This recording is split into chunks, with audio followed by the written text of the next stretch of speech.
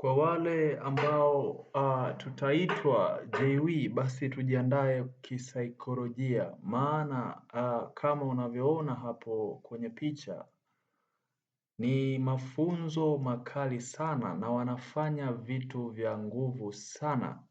Moja ya vitu ambavyo utakutana navyo sio kukimbia tu, kuna crawling, kuna kucrawl kama unafahamu, utacrawl. Kuna kuloli, utaroli sana. Kwa maana hiyo, jiandae kisaikolojia.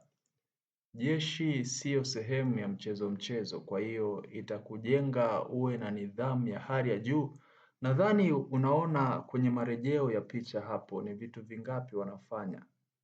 Kwa hiyo hakikisha sana unafungua moyo, lakini cha kukusihi kabla hujaenda kwenye usaili, hakikisha unapitia baadhi ya makala ambazo nimezitoa. Sijajua ni lini utaitwa, na hii ni kutokana na bahati yako. Kama kweli una bahati na Mungu ameamua kwamba this time kwamba uchomoke wewe, basi watakupigia simu na uende. Lakini nasisitiza tena, epuka matapeli, epuka matapeli.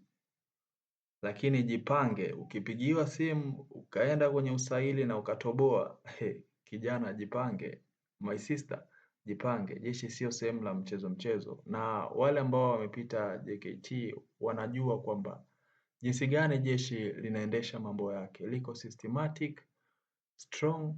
Yes, ndio kama hivyo. Kwenye marejeo ya picha nadhani unaona the way vitu vinavyokwenda. Yes. Kama uko na swali basi tukutane kwenye comment, tushare idea kwenye maswali mbalimbali. Unawaza labda namna gani ya kujibu swali la namna fulani, au unahisi kama wewe ukijibu swali la namna fulani utakosea, basi tukutane kwenye comment, tushare idea. Asante.